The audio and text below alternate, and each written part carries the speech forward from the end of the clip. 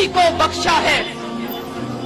यकसा हकूक का, सांझी पाकिस्तानियत का और इज्जत नफ्स का हामी इमरान खान इस सदी का पैगंबर बन चुका है।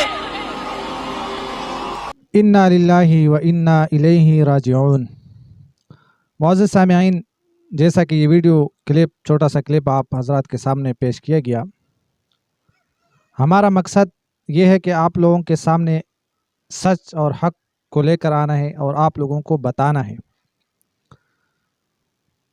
ये एक सियासी जमाती पार्टी है। इसके हवाले से मैं मुख्तसर सा इनका तारुफ़ करूँगा कि ये पार्टी जब इक़्तिदार में आई तो इन्होंने सबसे पहला नारा यही बुलंद किया था कि हम इस मुल्क को मदीने की रियासत बनाएंगे।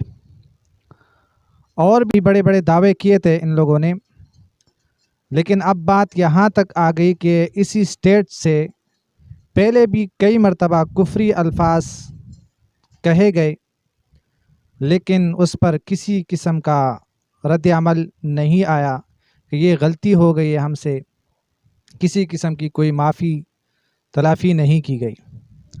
और अब ये साहब जो खड़े हैं, जो मदीने की रियासत की दावेदार थे, अब इनके सामने और इनके होते हुए और इनकी मौजूदगी में ये ख़ातून जिस किस्म के कुफ्री अल्फाज कह रही है, यकीन करे कि मैं उन मुसलमानों को एक दरख्वास्त करूँगा, एक रिक्वेस्ट करूँगा कि वो ऐसे हुक्मरान को और ऐसे शख्स को सपोर्ट कर रहे हैं कि जिनका दावा ये किया गया कि ये वक्त के पैगंबर है, नाउज़ बिल्लाहि मिन ज़ालिक। आप यकीन करें, अगर इनको देखने वाले जितने भी सपोर्ट करने वाले हैं, तो मेरी उनको गुजारिश है कि खुदारा अगर आपके अंदर थोड़ी बहुत भी ईमान है तो आप बिल्कुल कतई तौर पर बाइकाट कर दे और ऐसे लोगों के जलसों में, जलूसों में किसी तौर पर शिरकत ना करे। नहीं तो आप लोगों का अंजाम भी उन्हीं लोगों के साथ होगा जो पैगंबरी का दावा करते हैं।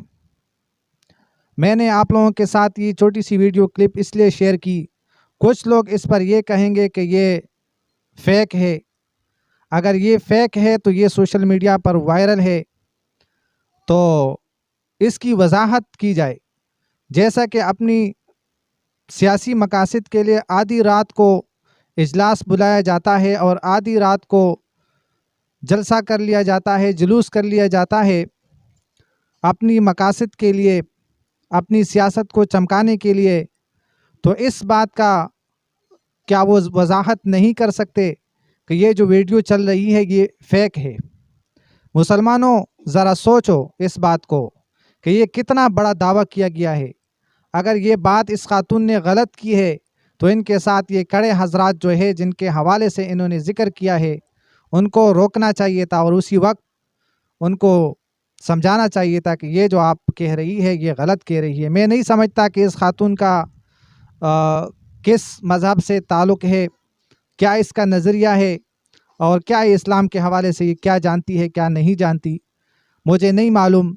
लेकिन जो इन्होंने कुफ्री अल्फाज कहे हैं, यकीनन मुसलमानों का जो ईमान रखते हैं, जिनके दिलों के अंदर ईमान है, उनको शदीद किस्म का तकलीफ़ पहुंचा है।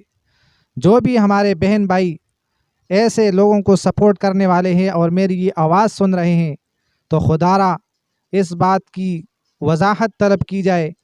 और अपने, अगर आप इसी हुक्मरान को, इसी लीडर को आप मानते हैं और इसी को सपोर्ट करते हैं, तो आप अगर ईमान रखते हैं तो आप इस बात का वजाहत तलब करें कि इनके सामने ऐसी कुफ्री अल्फाज क्यों कही गई और क्यों इन्होंने नहीं रोका।